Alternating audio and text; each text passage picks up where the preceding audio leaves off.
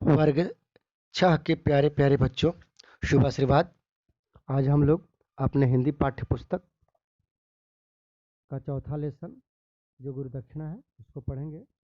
बच्चों, जीवन में कामयाबी पाने के लिए खूब संघर्ष करते हैं। हालांकि ऐसा करना भी चाहिए, क्योंकि मेहनत और संघर्ष करके ही आपको सफलता मिलेगी। लेकिन साथ में हर छोटी से छोटी वस्तु के महत्व और प्रत्येक व्यक्ति के सम्मान का भी ध्यान रखना चाहिए। तभी आप जीवन को संघर्ष के बदले उत्सव का नाम दे पाएंगे। तो आइए, कहानी में यह बताया गया है कि एक बार एक शिष्य ने अपने गुरुजी से पूछा, गुरुजी, कुछ लोग कहते हैं कि जीवन एक संघर्ष है, कुछ अन्य कहते हैं कि जीवन एक खेल है, और कुछ जीवन को एक उत्सव का नाम देते हैं। इनमें से सही कौन है?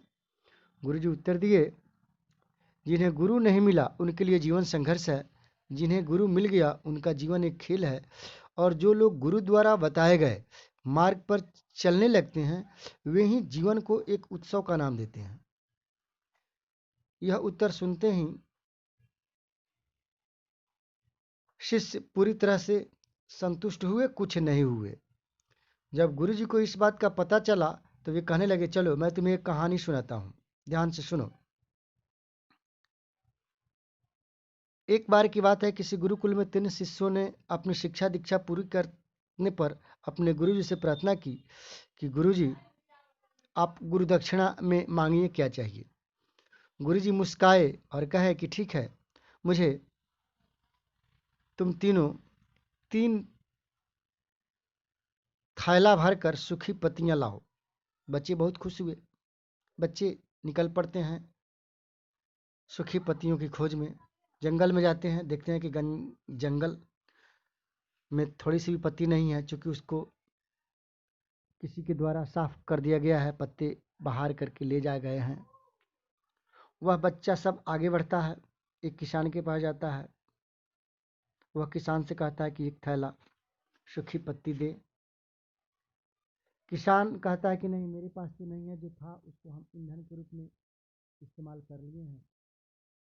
फिर वहाँ से बच्चे सब आगे बढ़ते हैं और जाकर एक व्यापारी के पास जाते हैं। व्यापारी भी कहता है कि नहीं, पत्तियों का तो हम सोना बना करके बेच लिए हैं। इसके बाद आगे बढ़ता है बच्चा सब। एक बूढ़ी औरत मिलती है। उस बूढ़ी काकी के पास जाकर उसकी पत्ती का मांग सारे बच्चे करते हैं। वहाँ भी वह बूढ़ी चाची यह बताती है कि नहीं, इसकी पत्तियों का तो हम कुछ दवा बना करके उसका व्यवहार कर चुके हैं। अंत में निराश होकर तो तीनों बच्चे अपने गुरु जी के पास आते हैं। अंत में गुरु जी समझाते हैं कि देखिए, कुछ वस्तु का अपना महत्व होता है। तुम लोग तो खुद से गुरु जी को निराश नहीं होने देंगे, लेकिन मैं निराश हूँ। एक शिष्य उसमें था जो गुरु जी की कहानी को ध्यान से सुन रहा था। अचानक बड़े उत्साह से बोला, गुरु जी, अब मुझे समझ में आ गया है कि आप क्या कहना चाहते हैं।